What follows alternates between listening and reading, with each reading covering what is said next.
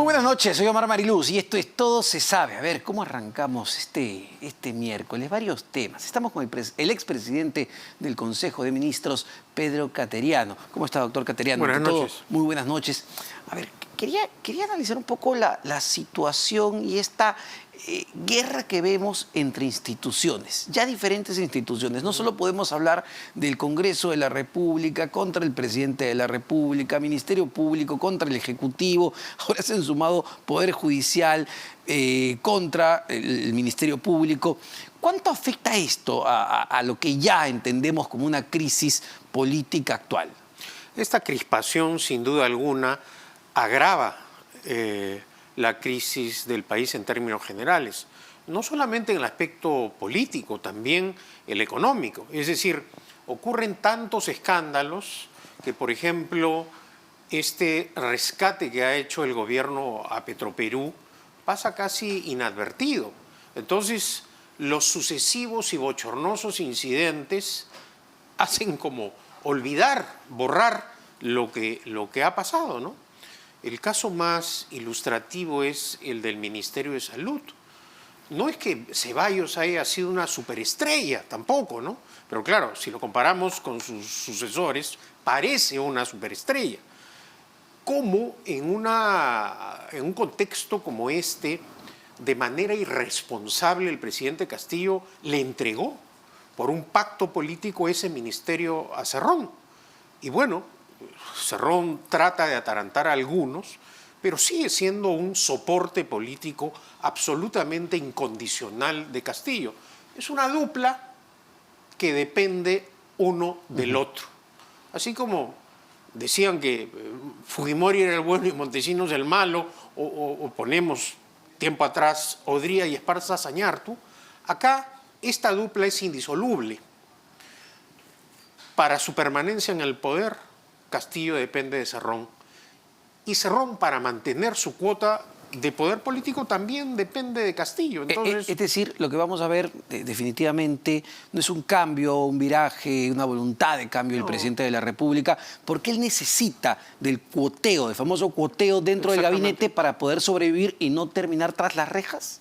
Bueno, y además, si analizamos la escandalosa situación de los denominados niños de Acción Popular que continúan en el ejercicio de sus funciones y no han sido reemplazados por los accesitarios, en la práctica el presidente Castillo mantiene un control del Parlamento. Es decir, y ante ante ese entendimiento de saber que todavía tiene el control sobre el Congreso de la República, es verdad, no tiene mayoría, no es que puede impulsar fácilmente las leyes que a él se le ocurra, pero tiene los votos suficientes para no ser vacado, para permanecer. Y es ante ese conocimiento que, por ejemplo, el presidente del Consejo de Ministros, el primer Aníbal Torres, se da el lujo de insultar a todo el mundo, insultar a los congresistas, insultar a la fiscal de la Nación, insultar al Poder Judicial. Al cardenal Barreto. No hay que olvidar, ¿no? Dicho sea de paso, creo que el cardenal Barreto ha planteado, ¿acaso la salida política y constitucional más viable, ¿no? Solicitar que dé un paso al costado, que en términos prácticos es pedirle la renuncia al presidente de la República, un hecho inédito en nuestra compleja historia republicana, pero creo que el cardenal Barreto acierta. Acá tenemos que empezar a formar una corriente de opinión para decirle no a este gobierno delincuencial, no a esta organización criminal. Y no pueden acusar al cardenal Barreto de ser un adversario político. Él ha interpuesto sus buenos oficios desde el comienzo de este calamitoso gobierno. Claro. Entonces, para que haya llegado a esa conclusión y públicamente haya expresado este punto de vista, yo creo que esto demuestra, no como dice el señor presidente, que estamos ante una persecución política de la oposición, no. Si hacemos un análisis sereno, Sin embargo, antes de pasar a eso, justamente sobre lo mencionado por el cardenal Barreto, ¿no? No solo pide la renuncia del presidente de la República, lo que pide es algo que además han venido pidiendo otros políticos, el adelanto de elecciones, es decir, que se vayan todos, que haya una reforma política, que los ciudadanos vuelvan a elegir a las autoridades. ¿Por qué cree que esto ha generado tanto escozor en los extremos? Bueno, yo creo que además de escozor ha generado unanimidad de criterios, porque cuando se inició el debate o se planteó inicialmente discutir el proyecto de reforma constitucional para adelantar las elecciones generales, desde la extrema derecha hasta la extrema izquierda llegaron a un acuerdo que ese tema no iba, no daba. Entonces, creo que esa es una de las razones también del descrédito de la actuación de los congresistas a nivel nacional. Si bien es cierto, la corrupción en el caso del gobierno es algo nunca visto, la conducta política del Parlamento es absolutamente condenable y creo que por esa razón esa condena se refleja en las encuestas. Sí, sin embargo, cuando uno escucha a los congresistas y se les consulta sobre este tema, que claro, que de la boca para afuera dicen, sí, no hay problema, nos vamos todos, así toca, pero lo que te señalan es que no les corresponde a ellos, que los parlamentarios no tienen la capacidad de poder ir hacia un adelanto de elecciones, que eso le tocaría al propio presidente Castillo. A ver, el gobierno encabezado por el presidente Castillo ha acusado a los parlamentarios de golpistas, de amenazar el orden constitucional. Y los señores legisladores no se han inmutado. Han pasado la página y creen que deben discutir otro tema. A puertas de la visita de la misión de la OEA, ¿quiénes han avalado políticamente al presidente Castillo? El presidente del Consejo de Ministros y el canciller Landa. Ellos son los que han respaldado políticamente que se les diga a los congresistas golpistas y los parlamentarios se quedan mudos. Entonces, a sabiendas de este tímido comportamiento, por calificarlo de una manera, de los señores parlamentarios, el gobierno pues actúa con total libertad.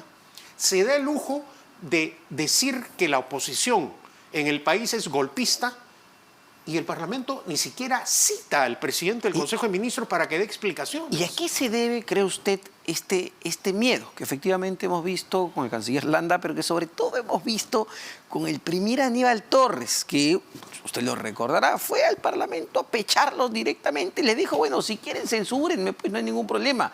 ¿A qué le tienen miedo? Bueno, como bien señala, en su última presentación, desafió públicamente al Parlamento. A ver, atrévanse a censurarme. Y parece que ha logrado éxito hasta el momento, porque este Parlamento le tolera a toda clase de exabruptos al presidente del Consejo de Ministros. Y también a algunos otros ministros, como es el escandaloso caso de Landa, ¿no? Que además entiendo, a ver, es que un canciller vaya al Vaticano y le mienta al secretario del Papa diciendo que las razones por las cuales el presidente no había ido era por su posición de la guerra de Rusia sobre Ucrania. Eso pues es grave, ¿no? Y que mienta descaradamente ante la OEA, señalando que el presidente Castillo es un perseguido político cuando sabemos que las acusaciones que sustentan la denuncia constitucional de la fiscal de la Nación son consecuencia de testimonios, de pruebas que han entregado sus propios colaboradores, que formaron parte de su entorno más íntimo. Su ex subsecretario, sí, claro, ¿no? Al igual que sus anteriores colaboradores, ya ellos mismos internamente y en algunas de sus declaraciones reconocen la conducta vergonzosa de un presidente que se comprometió a liderar la lucha contra la corrupción, el famoso lema de campaña, palabra de maestro. Palabra de maestro. ¿Y qué cosa es lo que hemos visto? Cuando lo cita la Fiscalía, silencio. Cuando se le solicita una entrevista de prensa, mudo. Él va y se queja, acusa a la prensa también internacionalmente, pero no es capaz de dar una entrevista, no convoca conferencias de prensa, es decir, no tiene el comportamiento de un auténtico presidente democrático que está obligado a dar cuenta de sus actos. El señor Castillo, el presidente Castillo, tiene la obligación de dar cuenta de sus actos. Ahora, como tiene el poder político y un parlamento temeroso, no los da. Pero más temprano que tarde va a terminar. Yo creo que no es consciente no solo de su responsabilidad, sino del daño que le está haciendo al país. Pero doctor, ese justamente es el problema, usted lo dice claramente. Más temprano que tarde va a tener que responder porque el Ministerio Público está haciendo su trabajo. La fiscal de la Nación presentó una denuncia con más de 100 elementos de convicción que demuestran claros indicios de corrupción en este gobierno. Ya la historia es más que conocida y la hemos detallado.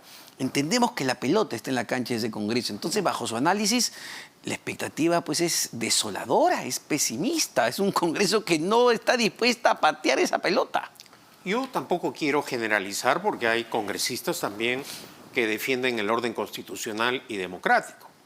Creo, por ejemplo, que la Subcomisión de Acusaciones Constitucionales debería invitar a la fiscal de la Nación para que sustente públicamente ante el Congreso de la República esta contundente imputación que coloca al presidente Castillo en una situación gravísima desde el punto de vista penal, ¿no? Y desde el punto de vista constitucional, ahí ya entramos a otro debate, ¿no? Que lamentablemente nos tenemos que ir por ahí porque tenemos que esto tiene que enmarcarse, entiendo la salida, en base a la Constitución.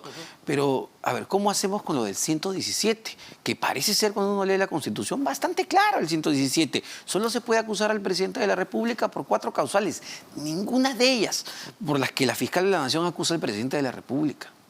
Estamos en este atolladero precisamente por corresponsabilidad, o mejor dicho, por responsabilidad del Parlamento, que en su debido momento no debatió y zanjó estos temas. Y ahora, los puristas, los defensores del orden constitucional, son los señores que decían que cuando se pedía la vacancia por incapacidad moral permanente contra el presidente Kuczynski, era constitucional. Y que ahora, cuando se pide la vacancia por incapacidad moral permanente contra el presidente Castillo, es inconstitucional. Entonces, tenemos esa izquierda que está, hay que decirlo muy claramente, jugando a fondo. Hoy han repartido un tímido comunicado tratando de... Pero lo concreto es que debido también a esa postura de conveniencia política, de usar el texto constitucional por conveniencia, se ha trabado esto. Ya. Ahora, yo quiero recalcar lo siguiente, y por eso he mencionado que la postura del cardenal Barreto es viable y constitucionalmente sólida. Si nosotros vamos a esperar al Parlamento y vamos a esperar a los órganos que tienen la competencia para solucionar el problema, eso no va a llegar. Lo prueban las 2 votaciones anteriores, Omar, y también lo corroboran los, digamos, actos teatrales de los señores parlamentarios que arrancaron publicando 5 firmas, 10 firmas, o sea, políticamente, si bien es cierto, hay la discusión constitucional, el problema es político. Y esto, de otro lado, no creo que solo sea un tema constitucional, Omar.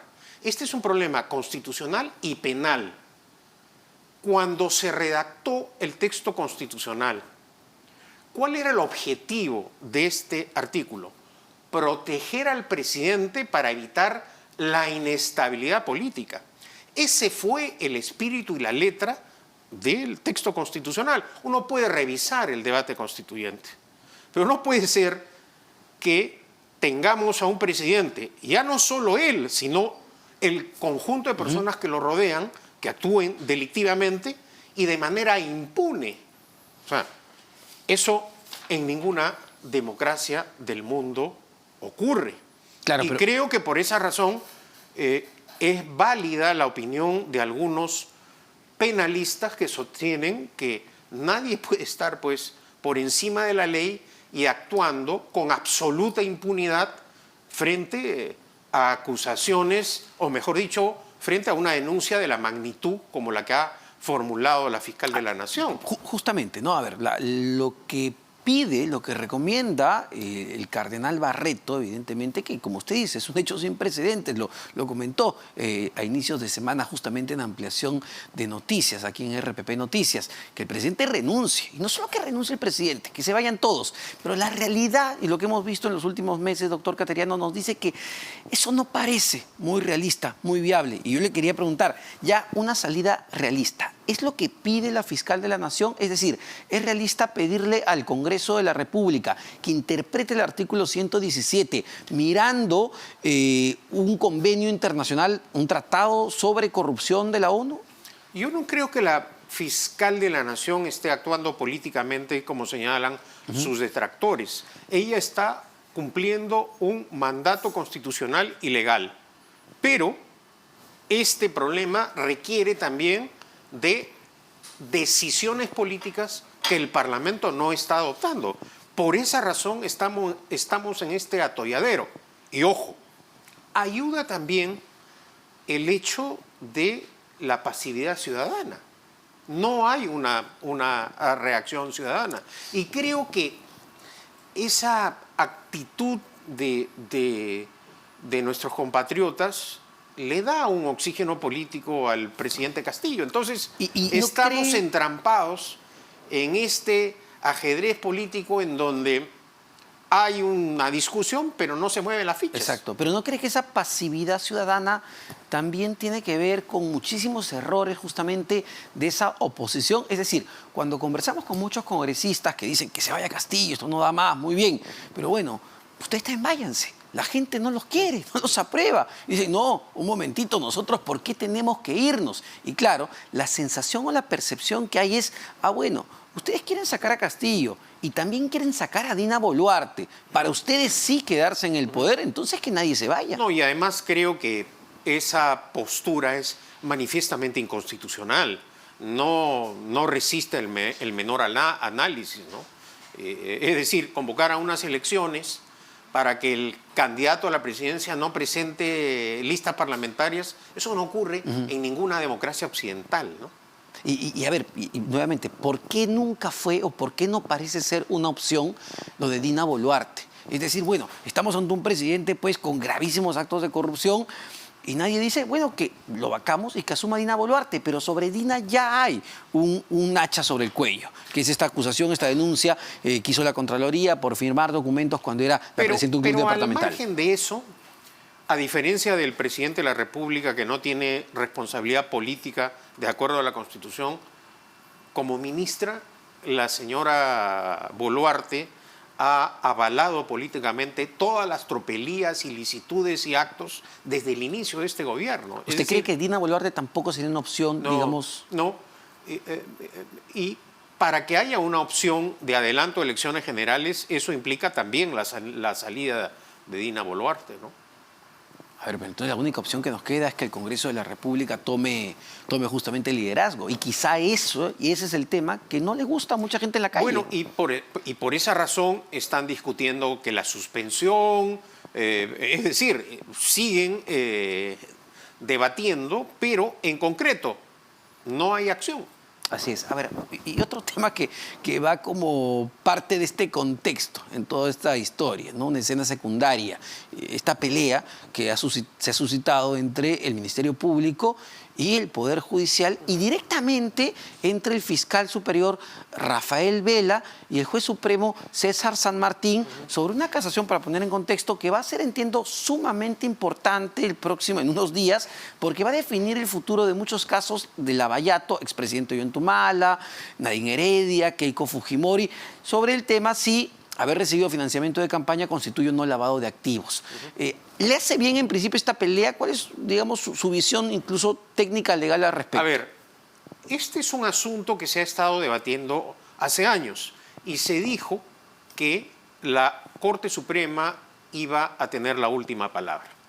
Es indudable que la labor de los fiscales Vela y José Domingo Pérez ha sido fundamental para descubrir la corrupción en la cual se han visto involucrados pues presidentes de la República, exministros, viceministros, ¿no? El descubrimiento de sobornos, en el caso de Toledo, del gobierno del APRA. Pero lo que siempre estuvo en discusión es si era delito o Así no es. el financiamiento ilegal de las campañas. Como sabemos, históricamente los partidos se han financiado de esa manera.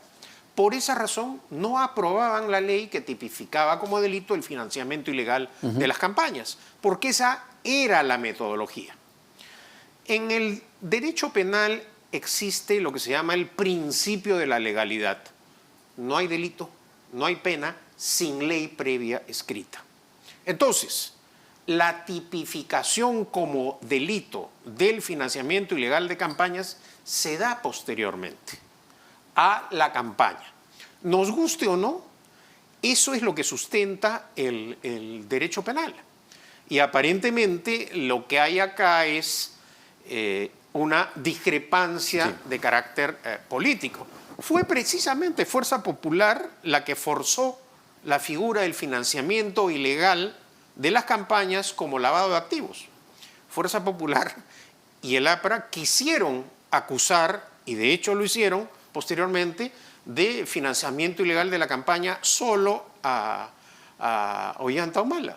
Pero al final, cuando Odebrecht se acercó a la justicia brasileña, dijo no, no solo a él, a todos. Y entonces, esa es la situación en la que nos encontramos. Bueno, vamos a ver qué ocurre en estas disputas internas entre instituciones. Además, muchísimas gracias, doctor Pedro Cateriano, expresidente del Consejo de Ministros, exministro de Defensa también. Vamos rápidamente a una pausa. Venimos para hablar sobre el caso de Petroperú.